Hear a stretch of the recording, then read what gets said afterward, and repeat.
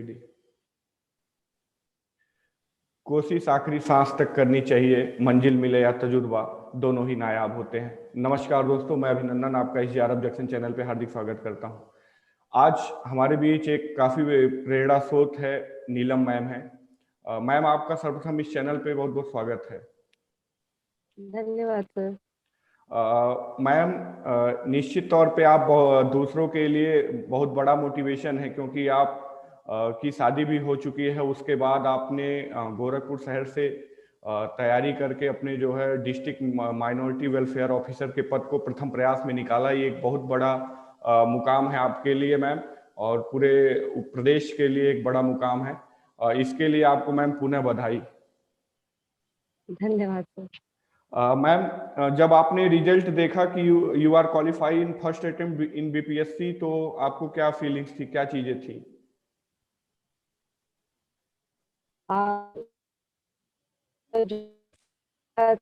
Actually मेरी शादी 2006 में ही हो गई थी, और जी मैम। शादी को 14-15 साल हो गए थे। जो मैंने सपना पढ़ाई के दौरान देखा था, वो मुझे जी लगा कि उसकी एक सीढ़ी मैंने चढ़ ली है। जी जी। तो ये मेरे लिए एक बहुत सुखद अनुभव था। बिल्कुल मैम। तो अभी आगे भी आपको बहुत सारे एग्जाम देने हैं निश्चित तौर पे। मैम ये सर मैं बताइए। प्रयास करूंगी। बिल्कुल बिल्कुल।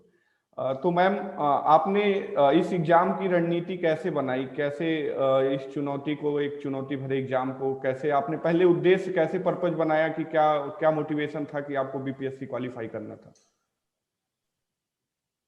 सर मैंने एक्चुअली जब मेरा प्राइमरी मैं इस टाइम करंट में जूनियर की टीचर हूँ, as a teacher assistant teacher हूँ। जी तो जी मैंने 2017 में कोचिंग स्टार्ट की, जी और 2018 में मेरा मेन एम ये था कि किसी भी स्टेट के एग्जामिनेशन को मुझे क्लियर करना है, आइदर बीपीएससी हो या यूपीएससी हो। जी जी तो मैंने क्या किया, सबसे पहले मैंने प्रिपरेशन स्टार्ट की 2017 में, और 2018 का ये फॉर्म है जो निकला। जी तो इस पे जो है मुझे सफलता मिली।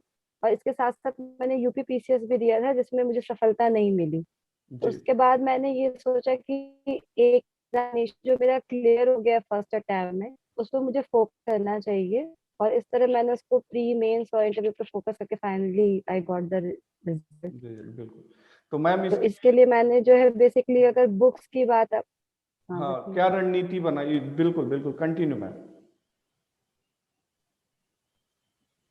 इसके लिए सर मैंने बेसिकली जो है 6 to 12 की जो एनसीईआरटी थी, जी मैंने उसका जो है वो बहुत ही थॉरोली जो है उसको देखा। और मैंने उसी बुक्स में ही नोट्स प्रिपेयर किए, बुक्स में भी सेल्फ नोट्स। और फिर मेरे कोचिंग के एक सर, नवीन पंकज सर, श्री नवीन पंकज सर, उन्होंने जी मुझे बहुत ज्यादा गाइड किया कि आपको ऐसे करना चाहिए और इस तरह से। तो उनका प्रॉपर गाइडेंस मिला, मेरे कोचिंग का गाइडेंस मिला।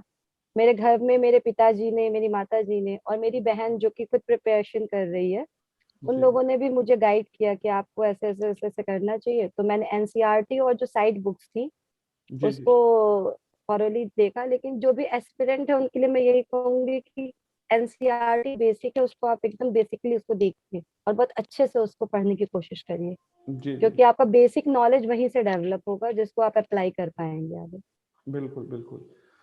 तो मैम, जैसे इसमें प्री के लिए आपने कौन कौन सी बुक फॉलो की, और या कैसे आपने प्री की तैयारी की, प्री मेंस दोनों की अगर बात करें?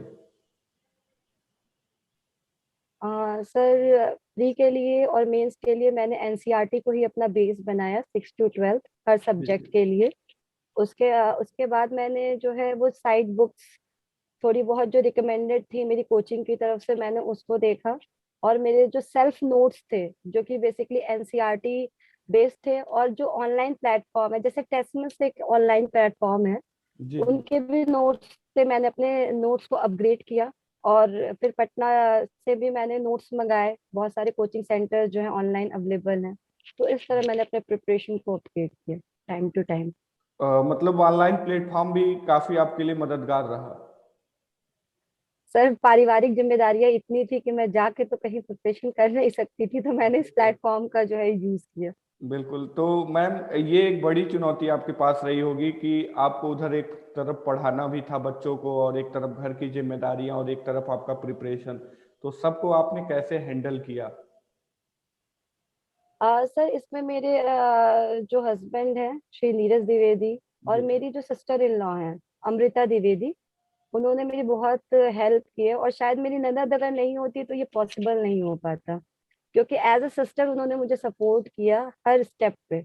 बिल्कुल। और जहाँ तक घर का काम होता है या बहुत सारी चीजें होती हैं, वो इतनी हेल्पफुल थी कि मुझे बर्डन कभी लगा ही नहीं कि घर की जिम्मेदारियों का भी एक बर्डन मेरे ऊपर है। तो जी मुझे लगता है कि वो जो है मील का पत्थर जिसे लोग कहते हैं, वो मेरे लिए एक मील का पत्थर थी, जिससे कि बिल्कुल। मुझे ये सफलता अर्जित हुई है। मतलब पारिवारिक सपोर्ट एक अच्छा खासा था, तो कहीं ना कहीं वो आपके लिए एक प्रेरणा स्रोत भी था कि मोटिवेशन है, घर के लोग साथ हैं तो हमें करना चाहिए। डेफिनेटली, एक्चुअली जब मेरा टीचिंग में जॉब लगा, तो मेरे हस्बैंड और मेरे जो पिताजी हैं, बेसिकली मेरे पिताजी ने मुझे कहा कि आपकी एजुकेशन के हिसाब से ये सेटिस्फैक्ट्री जॉब नहीं है, तो आपको कुछ अच्छा ट्राई करना चाहिए। जी जी। तो मैंने फिर अपने आप को फाइनेंशियली स्टेबलाइज किया, then I started for the, और सबके जी आशीर्वाद से सफलता मुझे मिल पाई। हाँ बिल्कुल। तो मैम, मेंस के लिए आपने कौन कौन सी बुकें फॉलो की या कोचिंग के कौन कौन से मटेरियल कुछ फॉलो किए, कुछ बताना चाहेंगे जो एस्पिरेंट है उनके लिए मददगार साबित हो बीपीएससी के एग्जाम के लिए भविष्य में। सर मेंस के लिए तो मैंने जो एनसीईआरटी, मैंने पहले ही आपको बताया, बिल्कुल। एनसीईआरटी के जो मेरे सेल्फ नोट्स थे वो थे, मेरे कोचिंग के नोट्स थे जो मैंने प्री में पढ़े थे, उससे मैंने अपने नॉलेज को अपग्रेड किया। इसके जी साथ साथ मैं ये कहूंगी कि जो दैनिक जागरण आता है पेपर, कोई भी न्यूज़पेपर जो आपको पढ़ने में अच्छा लगता हो, उसके आर्टिकल्स को आप पढ़िए। चाहे आइदर अगर आप इंग्लिश एस्पिरेंट हैं तो आप द हिंदू यूज कीजिए, और अगर हिंदी है तो Dainik Jagran is the best. तो आर्टिकल से एक लिखने की टेंडेंसी जो है वो आप में डेवलप होती है। उसके अलावा ऑनलाइन प्लेटफॉर्म्स हैं, न्यूज चैनल्स हैं, उनको देख के अपने सेल्फ नोट्स को अपग्रेड करिए। कोई भी प्रिपरेशन करिए, लेकिन अपने सेल्फ नोट्स जो हैं उनको अपना बेस हमेशा बनाइए, क्योंकि वो आपके नॉलेज को एनहांस करने में हमेशा हेल्प करते हैं। इसके बिल्कुल। साथ साथ जो ऑनलाइन प्लेटफॉर्म्स की, तो वहाँ पे एक नासिर सर हैं, जी उनके जी। नोट्स से मैंने जो है अपने आप को अपडेट किया, और फिर मैंने मेंस के प्रिपरेशन उन्हीं के नोट्स से की। जी। मैम, बिहार स्पेशल के लिए आपने क्या किया था, क्योंकि बिहार के एग्जाम में या प्रदेश के जितने भी स्टेट वाले एग्जाम होते हैं सब अपना एक स्पेशल रखते हैं, तो उसके लिए आपने क्या कहाँ से तैयारी की, जो बिहार स्पेशल। सर मैंने जैसा आपको बताया कि वहाँ पे जो है नासिर सर जो हैं, जी उन्होंने जी। मुझे बिहार स्पेशल के भी नोट्स जो है वो प्रोवाइड कराए थे। जी इसके जी। साथ साथ मैंने जो ऑनलाइन प्लेटफॉर्म्स होते हैं, उनकी भी हेल्प ली उन नोट्स को अपडेट करने में। तो एक तो उनका बेस था, और फिर मेरा जो अपडेशन ऑनलाइन प्लेट पे था। इस जी तरह जी। मैंने जो है नोट्स को अपडेट किया। मैम, इंटरव्यू का कोई वाकया या किस तरह के क्वेश्चंस इंटरव्यू में बीपीएससी के किए गए आपसे, कुछ याद है आपको कोई क्वेश्चंस। सर पहले तो सबसे पहले से उनका सबसे पहला क्वेश्चन था, अरे इतना समय हो गया, 15 साल हो गए, अब तक आप क्या कर रही थी। तो फिर मैंने उनको बताया कि मैं ये चीजें कर रही थी, तो उन्होंने कहा ओके ओके ओके। उसके बाद फिर टीचिंग के एक्सपीरियंस तो उन्होंने पूछा कि वहां तो आप केवल 6 ही घंटे पढ़ाती हैं, यहाँ आपका वर्क प्रोफाइल 24/7 हो जाएगा। जी जी। ये सारे क्वेश्चंस थे। उसके अलावा उन्होंने यूपी के करंट अफेयर्स के बारे में पूछा, बेसिक नॉलेज उन्होंने मेरा पूछा। जी और जी। सिचुएशनल बेस्ड क्वेश्चन उन्होंने मुझसे 15 से 16 पूछे थे, कि अगर आपको ये कर दिया जाए तो आप ये करेंगे। एक जो मुझे बेस्ट क्वेश्चन याद आता है, उन्होंने ये पूछा, अच्छा ये बताइए एसडीएम अच्छा है कि टीचर अच्छा है, आप किसको बेस्ट मानती हैं। जी तो हाँ। मैंने कहा कि सर टीचर तो सबसे बेस्ट प्रोफाइल है, क्योंकि वो कई एसडीएम बनाते हैं। बिल्कुल। तो उन्होंने कहा तब आप यहाँ क्यों आना चाहते थे। तो मैंने अपना तर्क रखा, जो भी मुझे वो समझ में आया। तो जी जी। ये एक मेरे लिए अच्छा एक्सपीरियंस था, ये पहले ही प्रयास में यहाँ तक पहुंच पाई।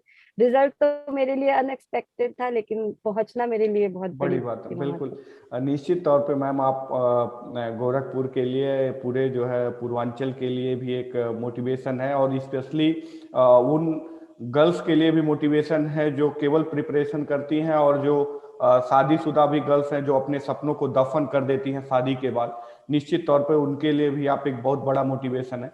अच्छा मैम, ये बताइए कि न्यूज़पेपर की रीडिंग क्या कैसे नोट्स बनाती थी, या न्यूज़पेपर रीडिंग को कैसे आप करती थी करंट से चीजों को। सर करंट के लिए तो सबसे पहले जो न्यूज़पेपर होता था, मेरी एक सेल्फ कॉपी थी, जिसमें डेट वाइज में लाइन वाइज जो है उसको लिखती थी। एक जगह नेशनल, मतलब मैंने कुछ पेजेस डिवाइडेड कर लिए थे, नेशनल, इंटरनेशनल, इकोनॉमिक्स, इसके लिए। और फिर मैं जो है अपडेट करती रहती हूँ, कोई भी एक न्यूज अगर आती है तो वो कम से कम एक हफ्ते तक ट्रेंड करती रहती है। कुछ अपडेशन होते हैं, कुछ ऐसी ऐसी न्यूज होती हैं जो एक महीने तक, तो उस अपडेशन को मैं उसमें अपडेट करती थी और जी मंथली बेसिस पे मैं उसको रिवाइज करती थी। जी। और इसके साथ साथ जो है प्रतियोगिता दर्पण मैं लेके उसको फॉलो करती थी।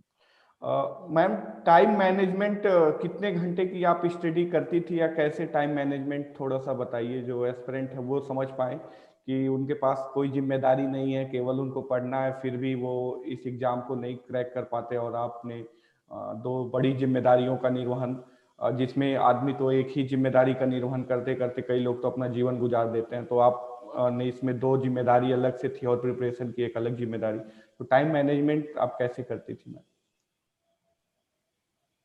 सर टाइम मैनेजमेंट के लिए रेगुलरिटी मैंने फॉलो की थी 6 to 8 आवर्स। तो मैं 6 घंटे तो पढ़ती ही पढ़ती थी। तो 6 से 8 घंटे का मेरा टाइम टेबल था जिसको मैं स्ट्रिक्टली फॉलो करती थी विदाउट एनी डिले। और मेरा टाइम शेड्यूल, क्योंकि मेरी दो लड़कियां भी हैं, एक क्लास 8th में और एक क्लास 3rd में है, जी तो उनको मैनेज करके मैं ऐसा टाइम शेड्यूल कर दी थी कि रात के 11 बजे के बाद और सुबह के 8 बजे के जो भी मैनेज हो पाए उसमें, तो एटलीस्ट 6 घंटे तो मैं उसको मैनेज करती थी। और जो भी एस्पिरेंट है मैं उनसे यही कहूंगी कि आप टाइम टेबल क्रिएट करिए और उसको किसी भी तरह से फॉलो करिए। बिल्कुल। मैम, जो ये इस एग्जाम है जो अभी प्रिपरेशन कर रहे हैं, जो एस्पिरेंट इसकी प्रिपरेशन कर रहे हैं, स्पेशली जो गर्ल्स इसकी तैयारी कर रही हैं, उनके लिए आप क्या कहना चाहेंगी कि वो इस एग्जाम को क्यों उत्तीर्ण करें अगर वो कर रही हैं प्रिपरेशन? इसके लिए तो सबसे पहले मैं यही कहूंगी कि समाज में बदलाव अगर आपको लाना है तो वो पेपर से धरातल पे उतरना चाहिए, और बिल्कुल उसकी कोशिश हम ही लोगों को करनी पड़ेगी। तो क्योंकि पेपर वर्क तो बहुत होता है लेकिन धरातल पे कुछ है नहीं। तो धरातल पे आप आइए, ऐसी चीजों को क्रैक करिए, और जहाँ पे भी आप पहुंचिए वहां ऐसा काम करिए कि लोगों के लिए आप प्रेरणा बने। और आप अगर एक सेलेक्ट हो गई हैं तो आप अपने जैसे 20 को सेलेक्ट करवाने की कोशिश करिए, कि अगर आपके प्रयास से 20 और लोगों का सिलेक्शन हो।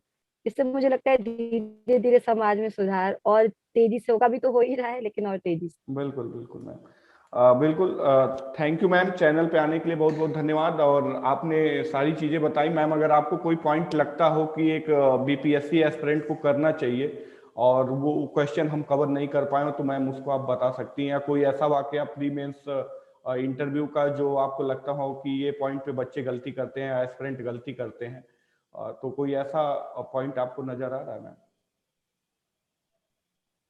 आज सबसे पहले तो सर जो प्री और मेंस और जो इंटरव्यू का फेज है, ये एस्पिरेंट को ये समझना होगा कि ये तीनों फेज अलग अलग हैं।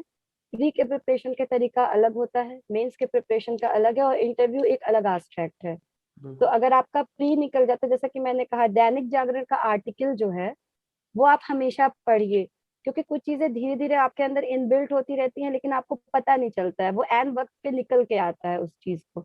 तो आर्टिकल पढ़िए, एक दो जो भी आप पढ़ पाए, मन लगा के पढ़िए, भले आप 4 घंटे पढ़िए लेकिन मन लगा के पढ़िए। बिल्कुल मतलब एकदम कॉन्सेंट्रेट होके, एकदम फोकस्ड होके। और डेफिनेटली आप ये करेंगे तो अगर मुझे सफलता मिल सकती है तो किसी को भी सफलता बिल्कुल मिल बिल्कुल सकती है। मैम। मतलब मैम के कहने का मतलब है, आप कंटिन्यूटी के साथ अपने हार्डवर्क को जो है फोकस्ड वे में अगर आप स्टडी करते हैं तो निश्चित तौर पर सफलता आपको मिलेगी। मैम के द्वारा साझा की गई ये सारी बातें निश्चित तौर पे सारे एस्पिरेंट के लिए मददगार साबित होंगी।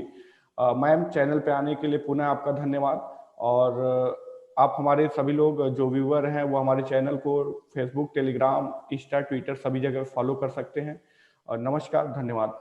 अगर आपकी क्वेरी हो तो धन्यवाद सर। आपकी क्वेरी होगी तो आप कमेंट सेक्शन में पूछ सकते हैं, और हम अगले वीडियो में उसको कवर करने की पूरी कोशिश करेंगे। Thank you. नमस्ते सर। नमस्ते।